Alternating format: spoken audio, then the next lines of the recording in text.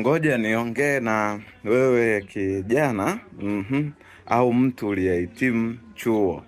Ni kweli umepata cheti cha chuo.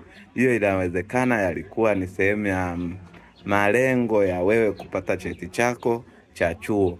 Lakini umemaliza chuo, michongo haieleweki. Tafuta ujuzi mwingine ambao utakusaidia uko mtaani ambako unakwenda. Kwa sababu cheti cha chuo, yani pasipo kukiapply, yani kufanya kazi ambayo ni ile taaluma yako uliyosomea, hakina mchongo mwingine. Kwa hiyo hapa usipokuwa tayari kupata ujuzi mwingine ambao unaendana na mahitaji ya jamii, ambao unaendana na hitaji la watu na mahitaji ya kila siku ya watu waliokuzunguka na mahitaji ya dunia, utabaki umeshangaa.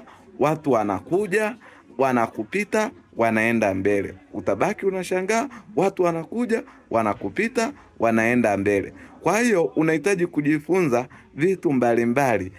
Follow account zangu ili tuweze kupata kujifunza vitu mbalimbali kuhusiana na biashara, namna ya kutengeneza hela na mambo mbalimbali kuhusu ulimwengu.